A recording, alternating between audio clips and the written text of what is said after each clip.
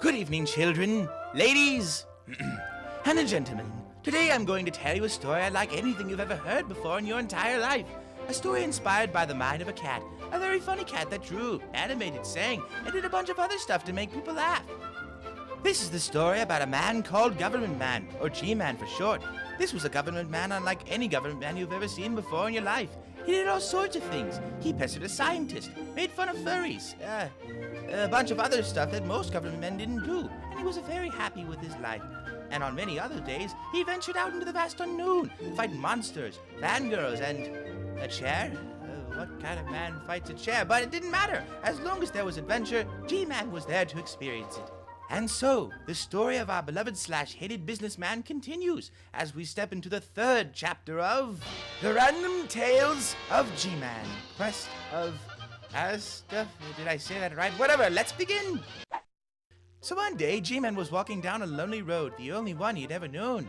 As he was walking down this road, he came across a suitcase lying on the ground. So G-Man walked to the suitcase to pick it up until it was an unknown, really creepy and strange-looking twin brother. He was just like G-Man, only he wore a black suit and a hat. And as we all know, hats are overrated and stupid. Nobody likes them, and that's why G-Man didn't like his brother. That and his brother didn't let him play with briefcases, which explains why he was attacked by him to begin with. So G-Man went up to his brother looking really, really angry and said, "Hey, give me back that suitcase." But then his brother said nope and pissed off G-Man, and then they started to fight. So as the two continued their brotherly hatred, G-Man was preparing to shoot a missile from his briefcase, even though it doesn't really make a lot of sense because you're usually supposed to fire a missile from a bazooka or something like that. But unfortunately for him, he couldn't do that because he already used his missile from the last video. So G-Man instead threw a cat at his brother, and his brother laughed at him, thinking that he had bested him. Only to realize that upon looking down, the cat was actually a bomb disguised as a bomb disguised as a cat that blew up in his face with explosions and stuff like that, and then G-Man was happy with a big smile on his face.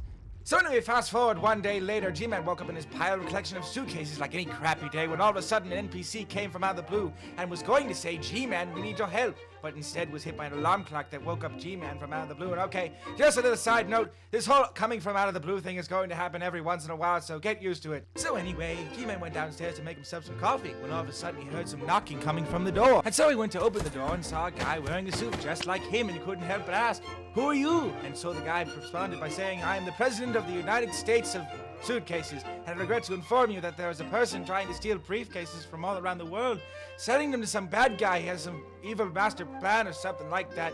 At this point, G-Man began to think about his collection of briefcases upstairs that he sleeps in every single day of the week when he's not doing anything at all. So he went upstairs to go check on them to make sure everything was okay, but found the horrible discovery that they had all gone missing. And G-Man was feeling sad and angry and mad and all a bunch of other emotions I can't quite say because this moment is too surprising. And to top it all off, there was a note there that was for G-Man, and so he picked it up and read the message aloud. "You shouldn't have looked away from me, say.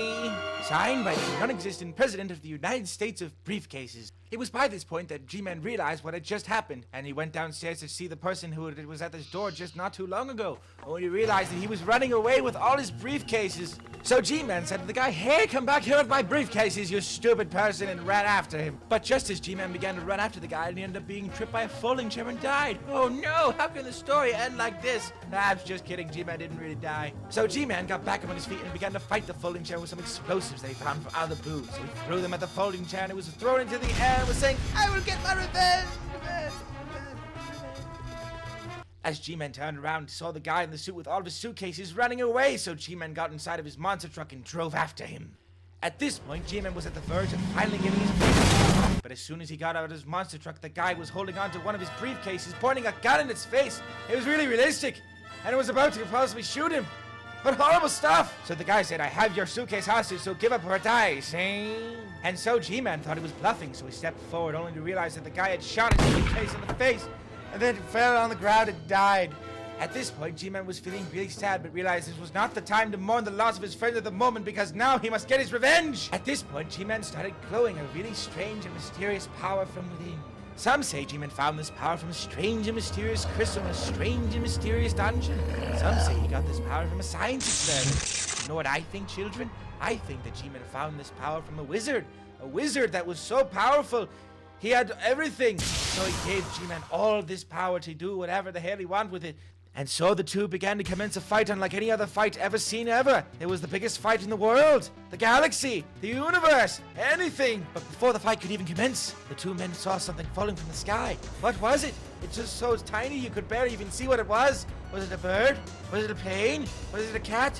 Was it a penis? No, it was actually the folding chair that G-Man blew away into the sky with explosions that appeared from out of the blue. As the folding chair got closer to the surface, he ended up hitting the guy in the suit with all of G-Man's suitcases. So the guy in the suit with all of G-Man's suitcases hit the folding chair and got really, really mad. And then the folding chair got really, really bad, and then he looked to G-Man and thought to himself, I don't know about this, he did some really bad stuff to me in the past. But then he started to realize about the good things that he could possibly do.